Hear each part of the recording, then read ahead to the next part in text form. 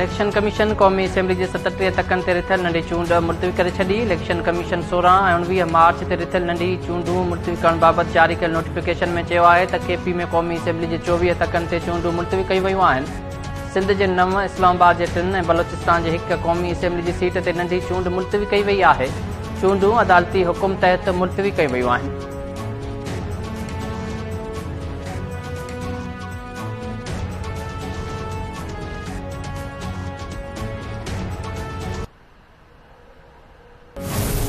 फैसला किया है कि अगर ये कह रहे हैं और अगर ये दुरुस्त कह रहे हैं, उनकी नीयतें साफ है और कोई ड्रामा नहीं है, कोई धोखा नहीं है, हम आज की अपनी रैली को भी मुलतवी कर रहे हैं, हम पोस्टपोन कर रहे हैं कल तक के लिए। कारकुनान से इमरान खान साहब का पैगाम है और मैं कन्वे कर रहा हूं, आपने पुरअमन भी रहना है लेकिन आपने मौजूद रहना है, क्योंकि अगर इनका जो आज इनका जो मौकिफ है कि पीएसएल की वजह से हम दफा 144 लगा रहे हैं, आज हम इसको आजमा लेते हैं और कल इंशाअल्लाह इमरान खान रैली की क़यादत करेंगे और ज़मान पाक से हम दाता दरबार की तरफ एक मरतबा फिर तीसरी मरतबा एक पुरअमन रैली की अटेम्प्ट और कोशिश करेंगे। लाहौर में कलम 144 लागू थियण बाद पीटीआई अॼोकी रैली हिकु ॾींहं लाइ मुलतवी करे छॾी। ज़मान पार्क खां दाता दरबार ताईं सुभाणे ॿीहर रैली कढण जो ऐलान। शाह महमूद कुरैशी इल्ज़ाम लॻाईंदे चयो आहे त पीटीआई इलेक्शन ऐं हुकूमत रतो छाण चाहे थी, नथा चाहियूं त पीएसएल मुलतवी करण जो इल्ज़ाम असां ते लॻे। कारकुन ज़मान पार्क आॾो मौजूदु रहंदा। सुभाणे इमरान खान जी क़यादत में हर सूरत में रैली कढी वेंदी। हुकूमत चूंड मुहिम में रंडक बणिजी सुप्रीम कोर्ट जे फ़ैसिले जी भञकड़ी करे रही आहे।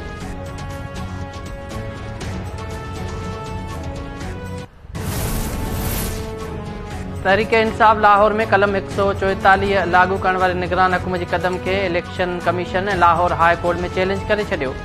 दरख़्वास्तनि में मौक़िफ़ अख़्तियार कयो वियो आहे त रैली जे मौक़े ते कलम 144 लागू करणु गैर क़ानूनी आहे। पंजाब हुकूमत चूंड मुहिम खां रोके सुप्रीम कोर्ट जे फ़ैसिले जी भञकड़ी करे रही आहे। इलेक्शन कमीशन पीटीआई जे दरख़्वास्तनि ते सुभाणे 10 वॻे इजलास तलब करे वरितो। पंजाब जे निगरान वॾे वज़ीर मोहसिन नक़वी चयो आहे त पंजाब में सियासी सरगर्मियुनि ते पाबंदी न आहे। सियासी पार्टियुनि खे चूंड मुहिम हलाइण जी आज़ादी आहे। पीएसएल मैचिज़ ऐं मैराथन सभु रुॻो अॼोकी रैलीज़ ऐं सियासी सरगर्मियूं महदूद कयूं वयूं आहिनि।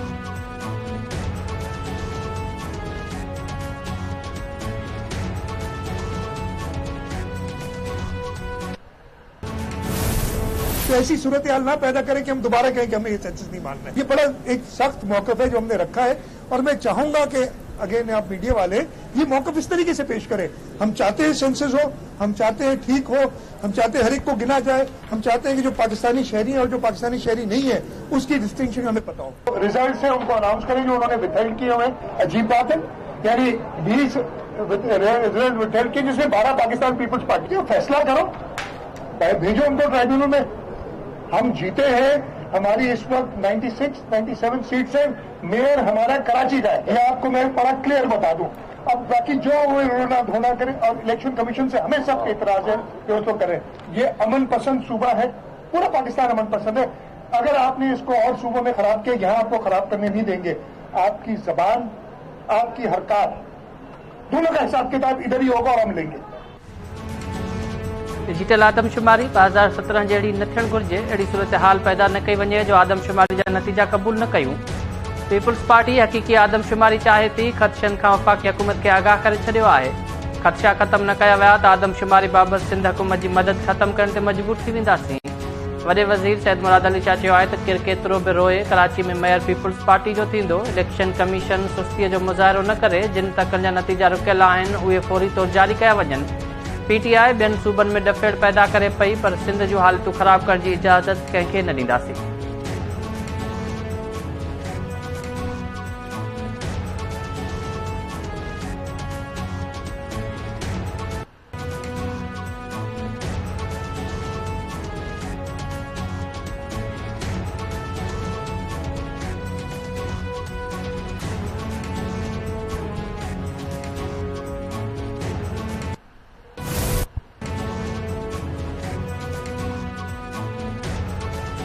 मुल्की सूरत हाल ते पीटीआई चेयरमैन इमरान खान जो अमेरिका जे परदेही मामलनि जी कमेटी जे सीनियर मेंबर ब्रेड शर्मेन सां फोन ते राब्तो सियासी सूरत हाल ते ॻाल्हि ॿोल। इमरान खान सां राब्ते बाद ब्रेड शर्मेन बयान में चयो त पाकिस्तान में कानून जी हुकुमरानी ऐं जमहूरियत खे हथी वठाइणु घुरिजे।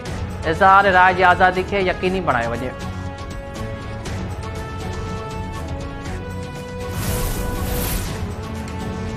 साइफर जो ड्रामो नाकाम थियण बाद इमरान खान अमेरिका खे सफ़ायूं पेश करे रहियो आहे। इमरान खान लाशनि ते सियासत करे मुल्क में ॾफेड़ पखेड़े रहियो आहे।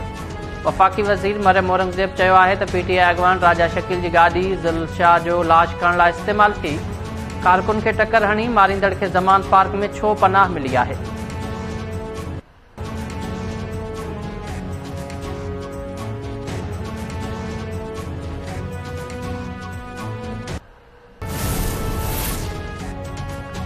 पंजाब के अगूणे गवर्नर चौधरी सरवर मुस्लिम लीग काफ में बाज़ाब्ता शमूलियत जो ऐलान करे छॾियो। चौधरी शुजात हुसैन सां मुलाक़ात बाद प्रेस कॉन्फ्रेंस कंदे चौधरी सरवर चयो त सियासतदान मौजूदा सूरत हाल में गॾु वेहण लाइ तयार न आहिनि। सभिनी खे पंहिंजी जीअ में झाती पाइणु घुरिजे।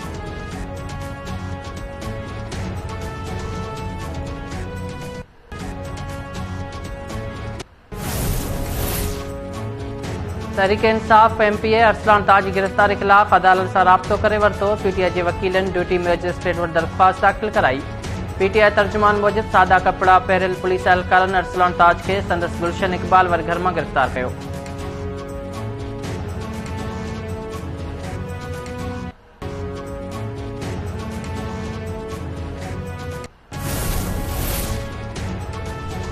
सिंध पब्लिक सर्विस कमीशन के 2020 के इम्तिहान में जालसाज़ी कंदड़ कामरन खिलाफ कार्रवाई शुरू। Chief secretary Sindh public service commission के कंट्रोलर एग्जामिनेशन हादी बख्श कलोड़ो समेत 6 ऑफिसरन के मुअत्तल करे छॾियो।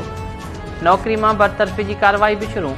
कमीशन मेंबरन काज़ी शाहिद परवेज़ और रिज़वान अहमद पारां मामले की जांच करे रिपोर्ट चीफ सेक्रेटरी और सिंध हाई कोर्ट में पेश कई वई। जालसाज़ी करण वारे मामले में अगूणे चेयरमैन नूर मोहम्मद जादमानी समेत 6 ॼणनि खे ज़िम्मेवार करार ॾिनो वियो। चीफ सेक्रेटरी सिंध पारां ॼाणायल कामरन खिलाफ़ एक वधीक इंक्वायरी कमेटी क़ाइम। अगूणे चेयरमैन नूर मोहम्मद जादमानी खिलाफ़ कहिड़ी कार्रवाई बाबत कानून खाते खां राय तलब कई वई आहे।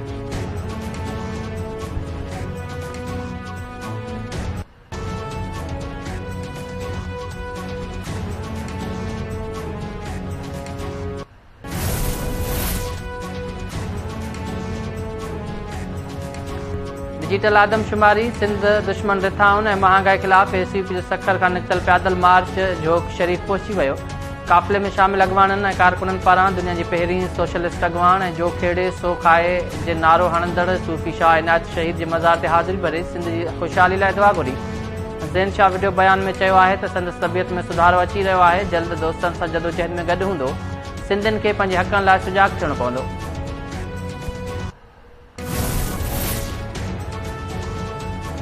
कोट गुलाम मोहम्मद भरसां कोट शमीर रिंद में पुरअसरार बीमारी वॻे 7 ॿारनि जी फौत थियण बाद डीजी हेल्थ ऐं सिहत खाते जी टीम जो मीरपुर ख़ासि अस्पतालनि जो दौरो। बीमार ॿारनि जो मुआइनो करे तफ़सील मालूम कया। ॿारनि जी मौत जो कारण रत ऐं खुराक जी खोट करार। डीजी हेल्थ जुमन बाहूटो चयो आहे त शुरूआती टेस्टुनि में मालूम थियो आहे त मुतासिर ॿार रत घटि थियण सां फौत थिया आहिनि। बीमारीअ जो कारण खाद खुराक जी खोट आहे। इलाज में कोताही ते जांच कमेटी जोड़ी वेंदी। कोट शमीर रिंद में 1.5 महीने अंदर 5 सालनि खां घटि उमिरि वारा 7 ॿारड़ा फौत थी चुका आहिनि। सिंध बहिराड़ी जे कोटा ते नेशनल पुलिस अकेडमी इस्लामाबाद में भर्ती थियल केपी के वासी एहलकार इरफानुल्लाह खान जो शहदाद कोट वारो डोमिसाइल जाली निकितो। शहदाद कोट ज़िले इंतज़ामिया 7 महीननि जी जांच खां पोइ केपी के वासी एहलकार इरफानुल्लाह खान जो डोमिसाइल जाली करार ॾींदे चयो आहे त इरफानुल्लाह खान मुस्तक़िल तौर तालके ऐं ज़िले डेरा इस्माइल खान जो रहवासी आहे। नेशनल पुलिस अकेडमी इस्लामाबाद जी डिप्टी कमांडेंट ऑफिसर 15 अगस्त 2022 ते कंबर शहदाद कोट ज़िले इंतज़ामिया खे ॿिनि एहलकारनि जा डोमिसाइल चेक करण लाइ ख़त लिखियो हो।